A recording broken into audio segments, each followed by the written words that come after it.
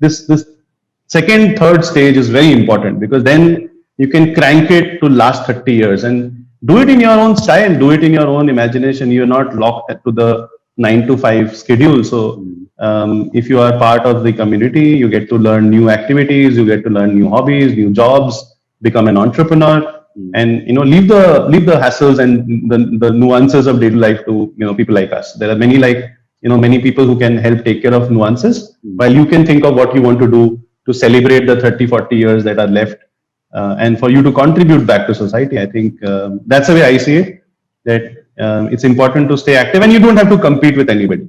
You are on your own plane, your own karma. So if gardening is your call, so be it. Be the best gardener in the world.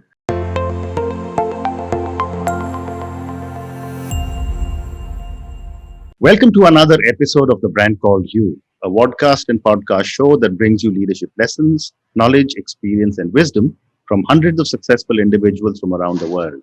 If you're new to our channel, please consider subscribing to it and hit the bell icon so that you never miss an update. I am your host, Ashutosh Garg, and today I'm delighted and privileged to welcome a very accomplished entrepreneur, Mr. Soumyajit Roy from Gurgaon, India. Soumyajit, welcome to the show. Soumyajit is the co-founder. Thank you, Ashutosh. Thank you. Soumyajit is the co-founder of Emoha Elder Care.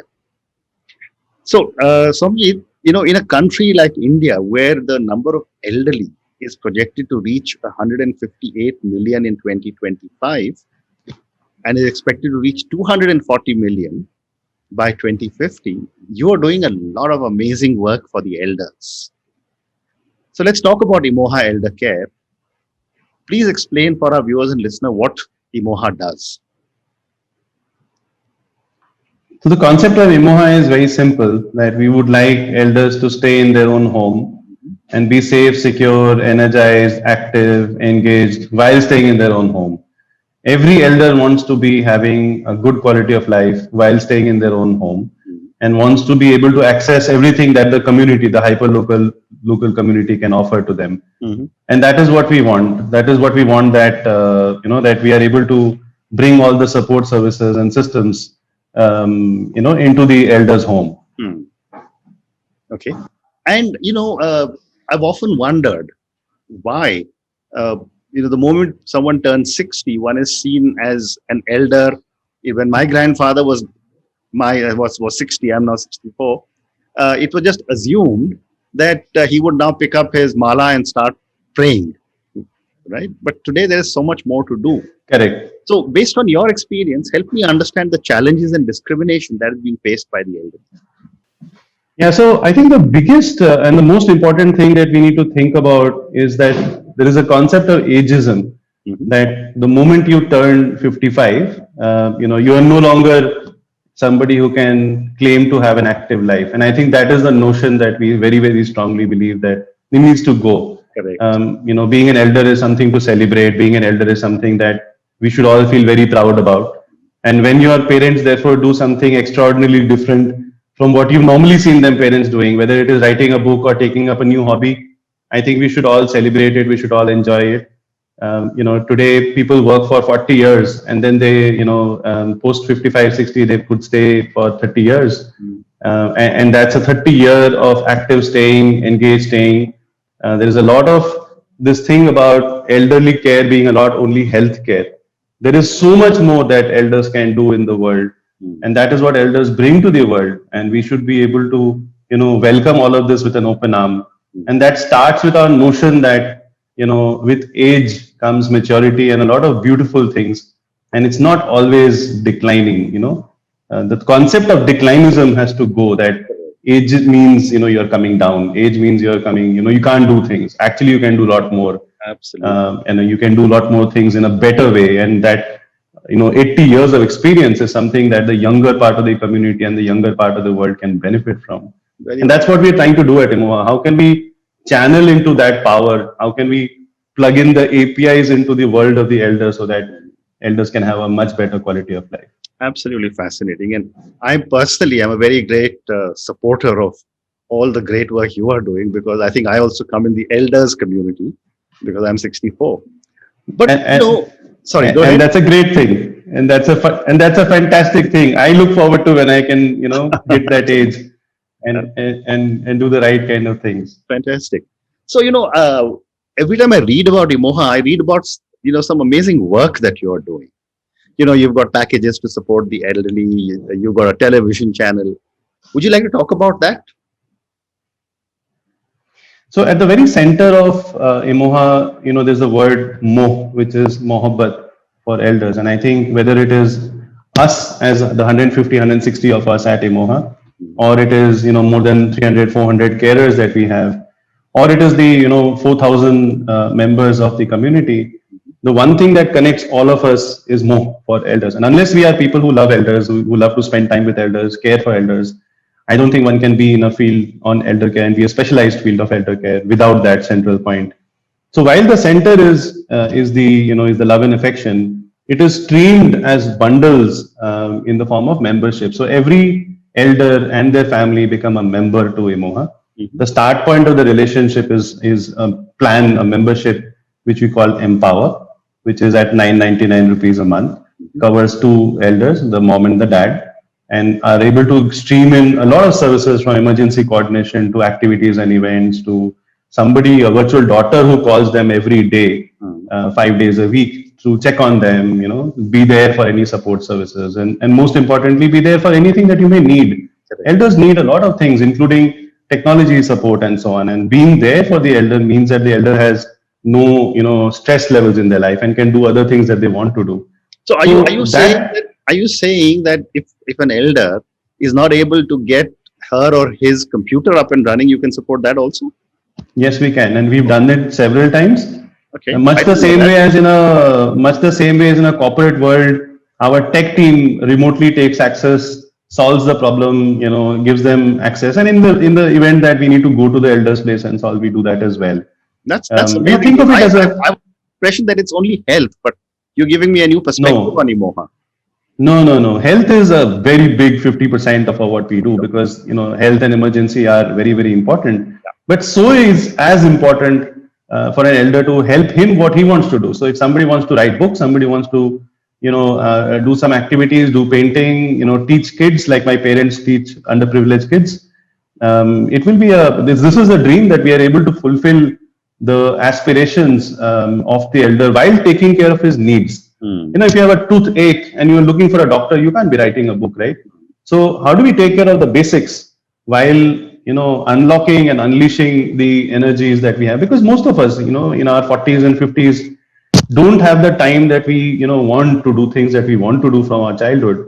And what better way than do it in your 50s and 60s and 90s, when you have the time and you want to do. Correct. Okay. On the contrary, a lot of our elders are very busy. I keep getting complaints, and lately a lot of our cult followers, the 500, people who are regulars on Moti, we have been complaining, Samjit, you made us very busy. We are so busy, we don't have time for anything, including our children. And I said, that's a great thing. That means you're no longer lonely. That means you're very busy, you're active, you're doing the kind of things. And tomorrow if something happens with 170 lives saved, kuch ho jayega, we are there. More hai. Wonderful. So coming back to your packages, that's the way we get streamed. you told me about one So package. the membership starts at 999, and then for people who need higher degree care, if somebody needs doctors at home, and so we have created an Assure Care Plan, very, very custom designed, particularly for NRI customers and people who are their children stay in a different city, where doctors come every month, physiotherapists come every month. There's sensors in the home, and that costs 6,000 rupees a month. It's nothing compared to the amount of value and power that today, especially in COVID time, a doctor coming into the home itself can cost about 4,000-5,000 rupees. This covers for both the mom and the dad, takes care of physiotherapy, full body checkup, and a range of things which are custom designed so that you don't have to worry about healthcare related things. With an elder, health is very important, and therefore the little touch points in the elder's life, if it can be stitched together, preventive health itself becomes a very powerful way of catching it in advance. That you may have certain comorbidities, which is close to 40% of elders have comorbidities, and therefore the relationships between all these things are stitched together by our own general physician who holds the whole thing together. And beyond Assure, it's pay per use. So you can add on flexibly if you want a carer, you want an ICU at home, you want different kind of health or you want housekeeping, you want some, legal financial support systems, tech support. Those are things you can add on. Very This interesting. is your needs. Very, very interesting. So my other question is on mental health. You're also doing a lot of work in mental health, and that is a big problem that is, afflicting a lot of seniors or elders. What are your thoughts? So, Ashutosh, I think there is this notion that mental health can be solved by counseling. I have nothing against, I think counseling does a great job. And there is a whole science and philosophy around counseling. But I think there is a far bigger solution that we have, which is what we call as MoTV. When you are on MoTV and you have to see how it happens, and I would welcome users to come onto the Emoha platform, come and visit, be part of the MoTV programming. Daily, the 3 programs that happens ensures that you are amongst friends. And the moment you are amongst friends, moment a 70-year-old is around a 70-year-old, the topics that you discuss, when you are 98 and the other person is 96, nobody is 98. You become friends. You become friends with a shared history from Jawaharlal Nehru right up till Narendra Modi. And therefore, the kind of topics, the conversations are no longer, no longer things you will be, you will not feel uncomfortable talking with children in front of you, right? And I think that, in our sense, is the most powerful way of breaking the back of depression and loneliness and so on. Because I think the world of tomorrow has to be connected, where elders can connect with new friends, new possibilities, new engagement. Suddenly, you discover that you had this, this inner thing of ghazals, and you start singing. We have elders on our community who not only are very aware of health issues, but have also discovered new traits amongst themselves. And that, I think, is the solution for emotional wellness. When you know that you are cared for, there's somebody calling you every day. The habit formation when somebody calls you every day is amazing, because then you start knowing that you are loved and cared for. And you don't feel depressed. You don't feel lonely. Very People have said that the 18 months, 15 months of the social isolation, our elders don't feel socially isolated. In fact, they complain the contrast that we feeling over busy. So that, I think, is very important, because you could have been a chairman of a big company, but post retirement, you need to reinvent yourself. Absolutely right. Well said. And when I was talking to you earlier, you're also using very interesting technology to monitor elders in their homes. Tell me about That's right. what you're doing. Yeah. So when I say monitor, I think the most important aspect of this is that technology surrounds you while keeping it simple. We have an elder app which is actively used. The elder app is used for anybody if they want to have activate an emergency. Just press a button on that, it gets activated. Right. We have small little buttons in the home. The buttons are, like in my dad's home, there are 10 buttons hanging from different places of the home, and there are sensors in the home. So you can just press a button, our central control facility, which is there in Gurgaon, gets activated. And the alarms could be from 60, 70 cities in the country. So if there's an ambulance that needs to be activated, our paramedics that needs to be activated, all of that is easily possible. Plus day-to-day activities, the virtual doctors, when they call, they record everything from health records to everything. And this is very powerful when you look at a longitudinal, like a year, 2 years data and information, because now I know that as let's say my mom, who has memory related challenges, I know what her preferences are. I know what her likes and dislikes are, what kind of music she likes to listen. So tomorrow, as she has higher degree of care needs, I know what are the kind of things that are most useful for her, what are her medication history and so on. So from trivial things like what music, which is very important in the science of geriatrics, to medicinal records, to friends, to patterns, all of this is data. And this data is, more than us, it's the most important thing for us to take care of the elder with that data and that knowledge. Interesting. Very interesting. So, another challenge that I have seen a lot of elders face is the whole issue of financial liquidity. And I've often said that most elders are asset rich, liquidity or cash poor. That's right. What are your thoughts on, and in the Western or developed world, there is social security available. That's right. What have been some of your experiences on cash flows of elders? So first of all, I think there is a theory linked with our pricing being at 999. It's exactly linked to the same point. You would appreciate that. Somebody staying in Boston, $10, $15 is nothing compared to the kind of value that you get. But we kept our pricing low, exactly with the same perspective that when you're speaking to somebody at 75 years old, 1,000 rupees is probably the salary that he, got when he was retiring.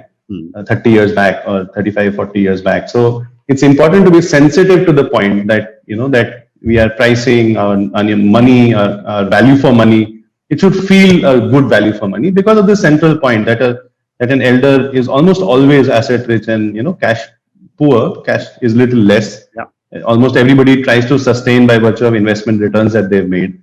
And I think that requires a big dramatic shift in the way the financial industry is looking at elders. I keep saying this in many of my programs that 80% of the country's assets are owned by 10% of the country's population. And this is the most ignored population, but also the biggest opportunity population. If the banking and the financial industry is listening to this call, I think it's time to wake up and time to create innovative, financial products. I see Emoha in the long term as somebody who would be able to create exactly how an insurance company operates.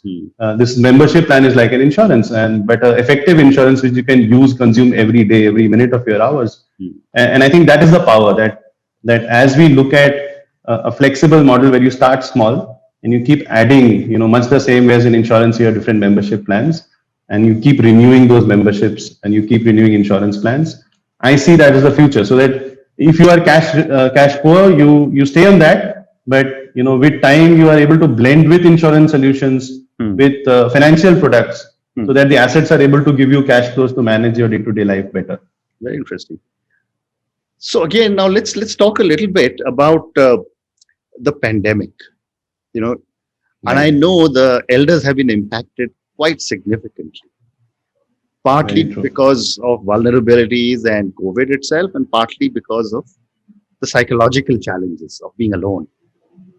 So I wanted to get your perspective on how the pandemic has impacted elders. Yeah. So, I think last year, March is when, obviously pandemic started, the first wave of COVID. Yeah. We were already there for more than a year in operations, and that kind of helped us because the concept of Emoha, where we say it's a home, right? And therefore our model was designed for the home. We came in much before COVID, and the design principles of being able to manage emergency health, safety, support, and engagement. It was an 85-year-old lady staying alone in South Delhi with children in Boston. That's the concept that we designed the company around, right? And how can we, this lady could have been the CEO of HSBC, So how can we make her life safe, secure, energized? That was the concept. Because that concept was in operations, the moment COVID hit, it became relevant. It became even more relevant because now elders were truly stuck at home. So obviously COVID in the first phase was very, very difficult. In between curfew and everything, we helped all the elders getting right from day-to-day groceries, medicines, emergencies, and so on. But this last, the second wave truly, collapsed the system because we saw so many of our elders, going through panic situations and so on. And I think the starting point of all of that is a message to sons and daughters out there that you need to really, really reset the way you're looking at your parents, not leave them to the vulnerabilities and it has broken back any kind of illusion that you can just leave it to natural law.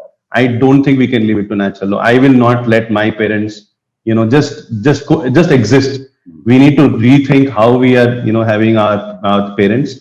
Much the same way as we think ahead for our children, we need to think ahead for our parents. And today it's COVID phase 2. Tomorrow it could be something else. But the important thing is to have some layer of protection which is around them all the time, and which is empowering them in their own home. I'm not saying Emoha, but I'm saying have something. It's very important to not let them be vulnerable the way COVID has caused so much damage. And a lot of sons and daughters abroad have called and said that, I wish we had Emoha earlier. I would have my mom today alive with me. And that's what I feel bad about, that, people need to be a little bit more aware. And the blind spot of elders needs to go. One needs to proactively take up, the fact that you need to call your elders, you need to take care of them. Yeah, I agree.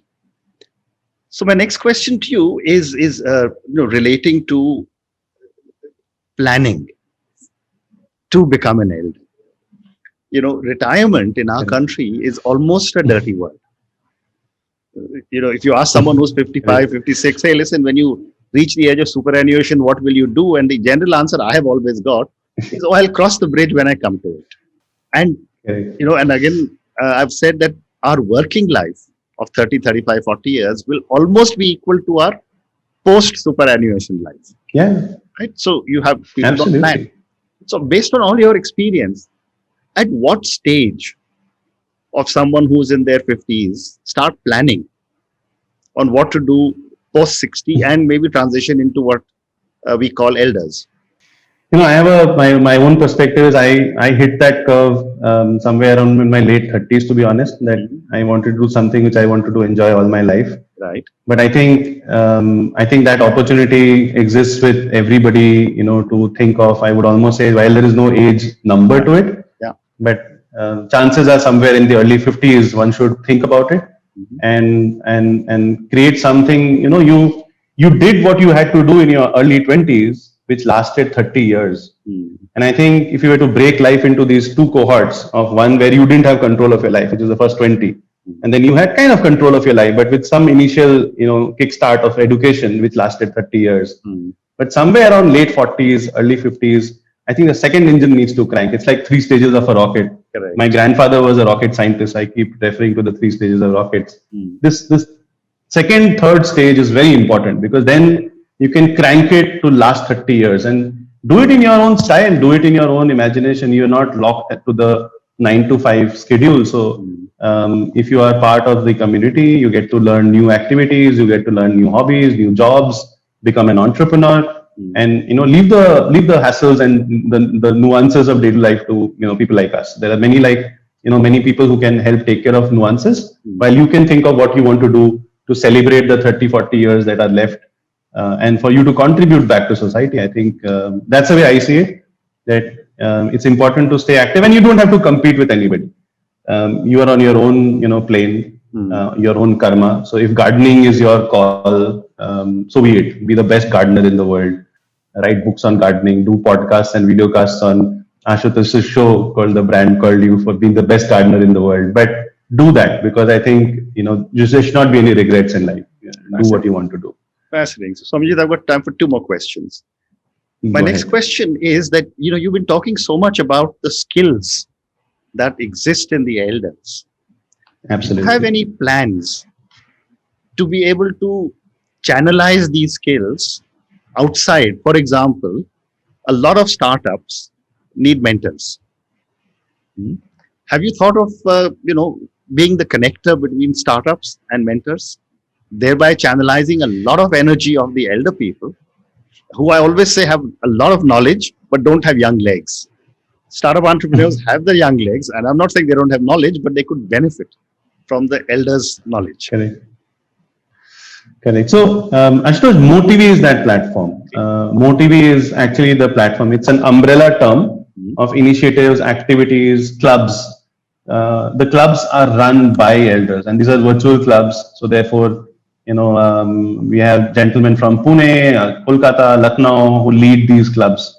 The full eventual plan is 22 clubs. One of the clubs is a startup club. Okay. And therefore, the idea is to be able to help people who are, so we have a very senior banker in Lucknow, for example. And such people can contribute immensely. There's a very, very beautiful, wonderful gentleman called Bisham in Pune, who actively helps us as a startup on our sales engine. And he brings the elder voice in Emoha, because, as we are all in our 30s to 50s. So what is it to be a 75-year-old or an 85-year-old and truly, write the English to deliver services for an 85-year-old can only be told by an 85-year-old. So our voicing, our soundboard with such elders help us. And much the same way, the startup clubs of Motivi becomes the connectors with with startups in the future as well. But lots of these possibilities do exist. I think we are still early days in some of these things, but definitely on the cards to be able to connect younger startups with female directors, independent directors. I think there's so much possibility on those lines as well. Incredible. So my last question to you, and this comes to the government. With a Right. with a population that is now almost 12.5% of elders in our country and growing very, very fast. What is the government doing to support elders in our country? So, I have been in discussions, having started the Association of Senior Living India along with friends and with the CII task force and so on.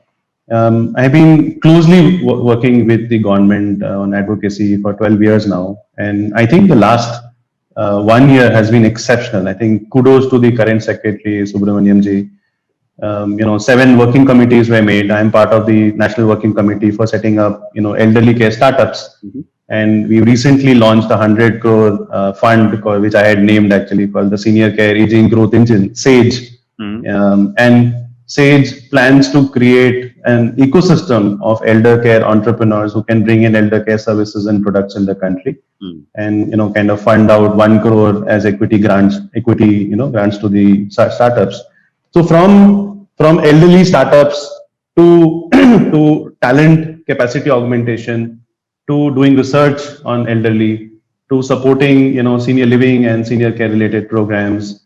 Now government is talking a lot of and doing the actions for public-private partnership between the Ministry of Social Justice and Empowerment and the industry, which has also come together very well. I think 12 years back, the industry was also fragmented. There was an NGO world, there was a think trust, there was a private side, there was a real estate side, people like technology, people like ourselves. So now the whole thing has come together. I think between the industry bodies that we had started 12 years back to government, I think the atmosphere is very much similar to how I would say biotech was 10, 15 years back. Okay. And I am very, very bullish. I think with a proactive government, and a country which is going to soon become 75 years old, I think we have a fantastic opportunity for media, government, industry, academia to actually come together and build the cause for elderly in the country. Wonderful. I am very, very bullish. Wonderful. Swamiji, thank you so much. It's been such a pleasure speaking to you. Thank you for the incredible knowledge you have shared with me and all our viewers and listeners on elder care. Thank you and good luck. Thank you so much. Thank you, Ashutosh, and it's a pleasure to be with you on the show. Thank you so much. Thank you.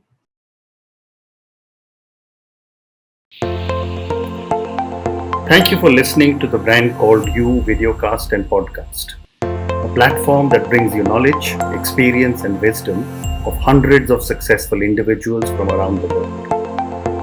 Do visit our website www.tbcy.in to watch and listen to the stories of many more individuals. You can also follow us on YouTube, Facebook, Instagram, and Twitter. Just search for the Brand Called You.